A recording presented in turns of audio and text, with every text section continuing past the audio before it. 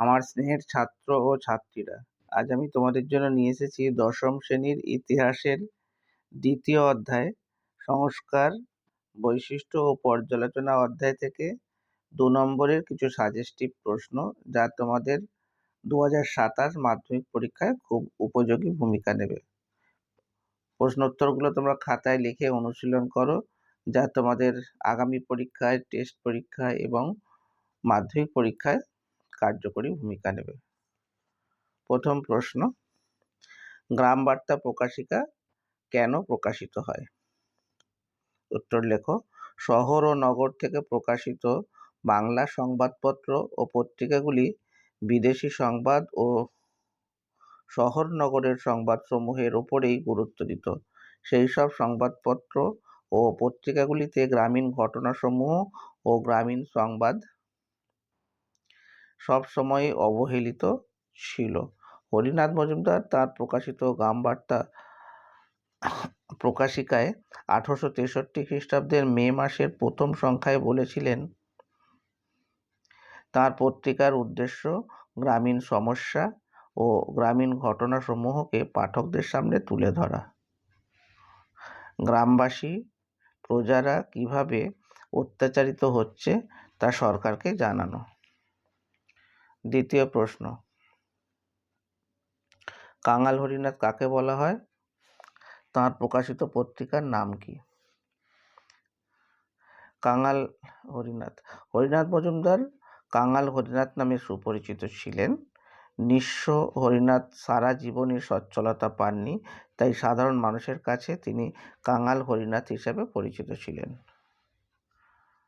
দ্বিতীয় পাঠ, কাঙাল হরিনাথ বা হরিনাথ মজুমদারের প্রকাশিত পত্রিকা ছিল গ্রাম বার্তা প্রকাশিকা। এটি 1863 খ্রিস্টাব্দে প্রথম মাসিক পত্রিকা হিসেবে প্রকাশিত হয়। পরের প্রশ্নে আসি। 3 আইন কি? মূলত কেশবচন্দ্র সেনের নেতৃত্বে ব্রাহ্ম সমাজের আন্দোলনের ফলে 1872 খ্রিস্টাব্দে সরকার 3 আইন পাশ করে। এর দ্বারা বাল্যবিবাহ ও বহুবিবাহ নিষিদ্ধ হয় এবং বিধবা বিবাহ ও অসবর্ণ বিবাহ আইন সিদ্ধ হয়। এটি ছিল মূলত একটি সংস্কার আইন, যা প্রগতিশীল আইন হিসেবে পরিচিত। পরের প্রশ্নে যাওয়ার আগে বলি, চ্যানেলে নতুন হয়ে থাকলে অবশ্যই চ্যানেলটিকে সাবস্ক্রাইব করে নিও। এই ধরনের আরও ভিডিও আমার চ্যানেলে আছে, তোমরা দেখে নিতে পারো, বা কোন ধরনের ভিডিও তোমরা পেতে চাও কমেন্টে জানাতে পারো। উডের ডেসপ্যাচ কি? 1854 খ্রিস্টাব্দে 19শে জুলাই বোর্ড অফ কন্ট্রোলের সভাপতি উডের নেতৃত্বে শিক্ষা সংক্রান্ত একটি পরিকল্পনা পেশ করা হয়। তাকে উডের প্রতিবেদন বা উডস ডেসপ্যাচ বলা হয়। এই ডেসপ্যাচ সরকারকে প্রাথমিক থেকে বিশ্ববিদ্যালয় পর্যন্ত একটি সুগঠিত শিক্ষা কাঠামো গড়ে তোলার পরামর্শ দেওয়া হয়। পাশাপাশি পাশ্চাত্য শিক্ষা বিস্তারের মাধ্যম হিসাবে ইংরেজি ও ভারতীয় দু ধরনের ভাষা চর্চার কথাও বলা হয়েছিল। উডের ডেসপ্যাচ ভারতের ইংরেজি শিক্ষা বিস্তারের প্রধান সনদ বা ম্যাগনা কার্টা নামে পরিচিত। পরের খুব গুরুত্বপূর্ণ প্রশ্ন, মেকলে মিনিটস। মেকলে মিনিটস কি?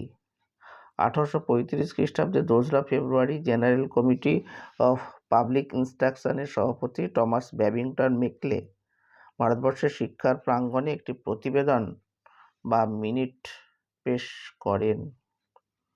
মেকলের শিক্ষা সংক্রান্ত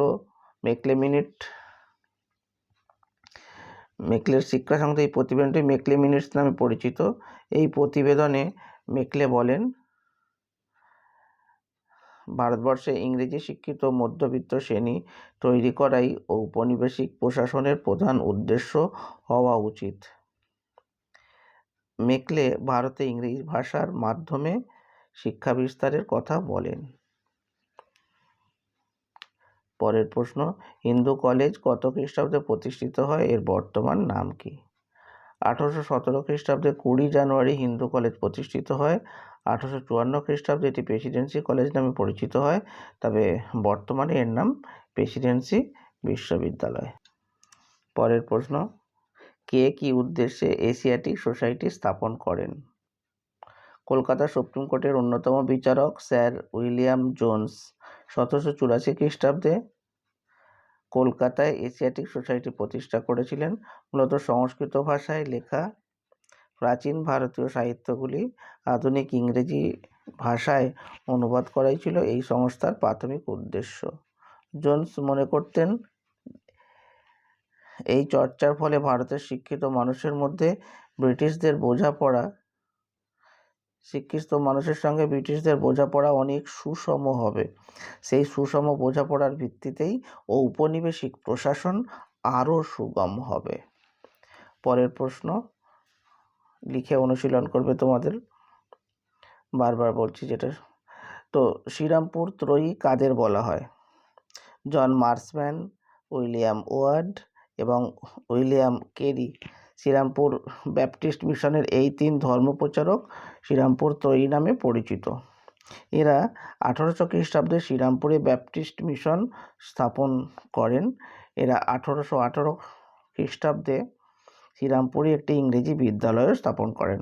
পরে এই বিদ্যালয় শ্রীরামপুর কলেজে পরিণত হয়। পরের প্রশ্ন, কে কবে এবং কী উদ্দেশ্যে স্কুল সোসাইটি প্রতিষ্ঠা করেন?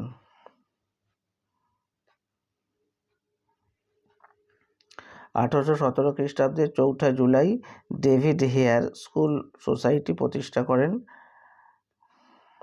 এই সোসাইটির উদ্দেশ্য ছিল পাঠ্যপুস্তক রচনা করা, সুলভে তা ছাত্রদের মধ্যে বিতরণ করা, আর এই সোসাইটির আনুকূল্যে ইউরোপীয় ও এদেশীয় গ্রন্থকারদের রচিত সাহিত্য, ব্যাকরণ, গণিত, ইতিহাস, ভূগোল, বিজ্ঞান প্রভৃতি বিষয়ে পাঠ্যপুস্তক প্রকাশিত হয়। ইংরেজি, বাংলা, ফার্সি 3 ভাষাতেই পাঠ্যপুস্তক রচিত হয়। স্কুল বুক সোসাইটির বিদ্যালয়গুলিতে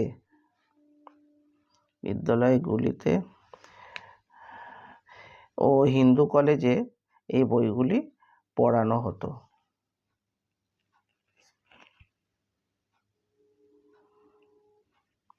পরের প্রশ্ন, কে কবে পটলডাঙ্গা একাডেমি প্রতিষ্ঠা করেন? উত্তর লেখো। ডেভিড হেয়ার 1818 খ্রিস্টাব্দে কলকাতায় পটলডাঙ্গা একাডেমি নামক একটি ইংরেজি বিদ্যালয় প্রতিষ্ঠা করেন। এর বর্তমান নাম হেয়ার স্কুল। পরের প্রশ্ন, ডিরোজিও কে ছিলেন? হেনরি লুই ভিভিয়ান ডিরোজিও ছিলেন নব্যবঙ্গ আন্দোলনের প্রাণ পুরুষ। 1809 খ্রিস্টাব্দে কলকাতার এক ইঙ্গো পর্তুগিজ পরিবারে তাঁর জন্ম হয়। 1826 খ্রিস্টাব্দে তিনি হিন্দু কলেজের ইংরেজি ও ইতিহাসের শিক্ষক রূপে নিযুক্ত হন। ছাত্রদের কাছে তিনি ছিলেন শিক্ষক, বন্ধু ও পথপ্রদর্শক। ডিরোজিও ছাত্রদের মধ্যে স্বাধীন চিন্তা ও যুক্তিবাদের উন্মেষ ঘটান। পরের প্রশ্ন, নব্যবঙ্গ গোষ্ঠী কাদের বলা হয়? হিন্দু কলেজের শিক্ষক হেনরি লুই ভিভিয়ান ডিরোজিওর অনুগামী ছাত্রদের একসঙ্গে ইয়ং বেঙ্গল বা নব্যবঙ্গ গোষ্ঠী বলা হতো। এদের ডিরোজিয়ান বা ডিরোজিও পন্থীও বলা হতো। 1820 খ্রিস্টাব্দের শেষভাগ থেকে 1830 খ্রিস্টাব্দ পর্যন্ত ডিরোজিওর প্রত্যক্ষ প্রেরণায় এই বাঙালি বুদ্ধিজীবী নব্যবঙ্গ গোষ্ঠী হয়ে উঠেছিল। নিজেদের লেখায় ও জীবনযাপনে মুক্ত চিন্তা, যুক্তিবাদ, কুসংস্কার বিরোধিতার পক্ষে সওয়াল করেছিলেন। পরের প্রশ্ন, কে কবে এবং কেন ব্রাহ্ম সভা প্রতিষ্ঠা করেন? রাজা রামমোহন রায় 1828 খ্রিস্টাব্দে 20 আগস্ট ব্রাহ্মসভা প্রতিষ্ঠা করেন। ব্রাহ্মসভা প্রতিষ্ঠার মূল উদ্দেশ্য ছিল একেশ্বরবাদ প্রচার করা।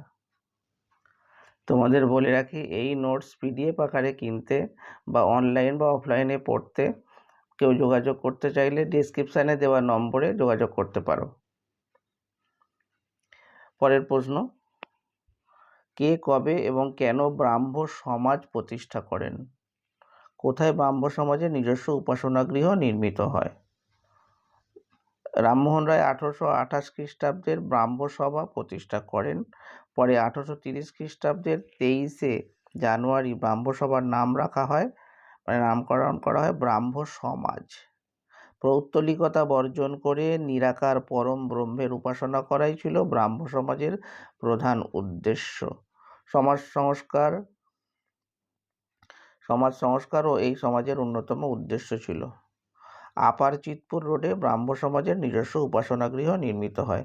এই সমাজে জাতি ধর্ম বর্ণ নির্বিশেষে সকলেরই অংশগ্রহণের অধিকার ছিল। পরের প্রশ্ন, কে, কবে ভারতবর্ষীয় ব্রাহ্ম সমাজ প্রতিষ্ঠা করেন? কেশবচন্দ্র সেন ও তার অনুগামীরা 1866 খ্রিস্টাব্দে ভারতবর্ষীয় ব্রাহ্ম সমাজ প্রতিষ্ঠা করেন। তারা ব্রাহ্ম সমাজের সঙ্গে সম্পর্ক ছিন্ন করে এটি প্রতিষ্ঠা করেছিলেন কলকাতার মিছুয়া বাজার স্ট্রিটে, যেটি বর্তমানে কেশবচন্দ্র স্ট্রিট নামে পরিচিত। তাদের নতুন ব্রহ্ম মন্দিরটি প্রতিষ্ঠিত হয়। নববিধান কি?